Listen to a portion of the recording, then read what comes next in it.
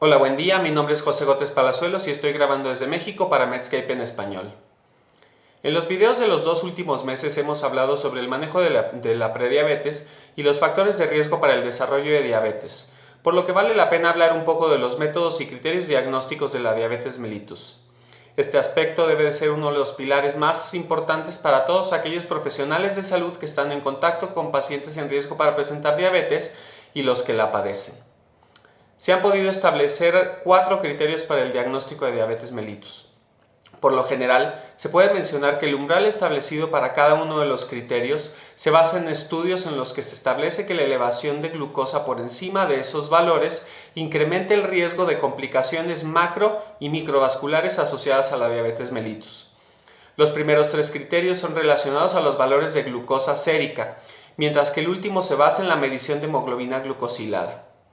El primero de los criterios de glucosa sérica son los niveles de glucosa en ayuno de igual o mayor a 126 mg decilitro en una muestra tomada con por lo menos 8 horas de ausencia en ingesta calórica. El segundo es la presencia de un valor de glucosa igual o mayor a 200 mg a las 2 horas después de una carga de glucosa anhídrida oral de 75 gramos disuelta en agua, también llamada curva de tolerancia oral a la glucosa. El tercero es la aparición de un valor en cualquier momento de glucosa sérica igual o mayor a 200 mg decilitro asociado a la presencia de síntomas catabólicos de hiperglucemia como poliuria, polidipsia, polifagia y pérdida de peso. El cuarto criterio es el más reciente y se basa en un nivel de hemoglobina glucosilada igual o mayor a 6.5%. Ahora, debido a lo diverso de los criterios, muchos profesionales de la salud se preguntan sobre la idoneidad de cada uno de ellos para cada paciente. Por ejemplo, uno de los cuestionamientos recurrentes es el de ¿cuál criterio es el mejor? En realidad, no se puede contestar a esta pregunta porque cada uno de los criterios posee sensibilidades y especificidades distintas, así como connotaciones fisiopatológicas relevantes. Por ejemplo, algunos estudios han determinado que los criterios de glucosa en ayuno y curva de tolerancia poseen mejor sensibilidad que el de la hemoglobina glucosilada para el diagnóstico de diabetes, aunque este último ha mostrado en estudios longitudinales que un valor superior a 6.5% puede predecir el desarrollo futuro de retinopatía diabética. Por lo tanto, la discusión debe centrarse no en qué criterio sea mejor que otro, sino en la incorrecta interpretación de los mismos para así identificar a la mayoría de los pacientes con diabetes. Todos los criterios poseen ventajas y desventajas.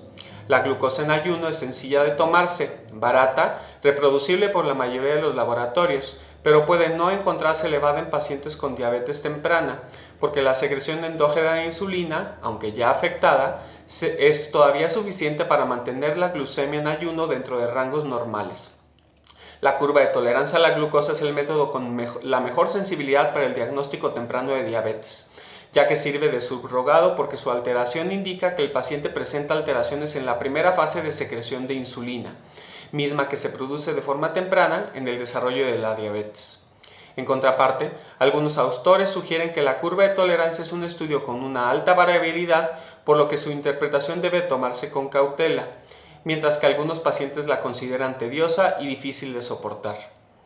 El criterio de glucosa aleatoria más síntomas es un método sencillo, de fácil identificación. Sin embargo, cuando este criterio se cumple, por lo usual estamos hablando de pacientes con una hiperglucemia avanzada y no necesariamente en una fase temprana, que es como se busca encontrar a estos pacientes.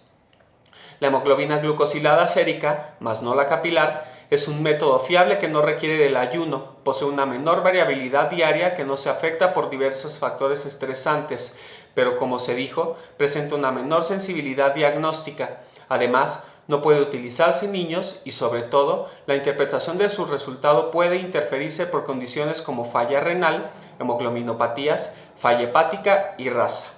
Como puede inferirse, el o los criterios que se utilicen deben ser evaluados en relación a las características del paciente y la enfermedad.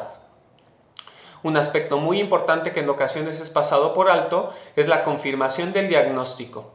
En caso de que el paciente haya sido diagnosticado a través de una glucosa en ayuno, una curva de tolerancia compatible o la medición de hemoglobina glucosilada, se sugiere la confirmación del diagnóstico, realizando el estudio que resultó positivo en cuanto sea posible. Si se piden 2 estudios y ambos muestran un valor compatible con diabetes, esto confirma el diagnóstico y no hay necesidad de solicitar otro. Ahora, en el caso de que exista discordancia entre los resultados, es decir, que uno resulte en valores de diabetes y el otro no, se recomienda reordenar aquel valor que resultó elevado y si este es positivo, se confirma el diagnóstico. Por otro lado, de ser negativo, el diagnóstico no puede confirmarse y el paciente debe de ser seguido en un tiempo de 3 a 6 meses con nuevos exámenes. Es claro que si el paciente presenta signos y síntomas clásicos de hiperglucemia y la glucosa sérica es mayor a 200, entonces el diagnóstico está establecido y no hay necesidad de confirmación. Por último, después de hacerse el diagnóstico de diabetes, el paciente debe de tratar de clasificarse en las categorías de diabetes. Esto en la mayoría de los casos es sencillo, sin embargo, en otros se necesita una valoración cuidadosa y meticulosa. Todo esto será tocado en el siguiente video. Les agradezco su atención, soy José Gotés para Medscape en español.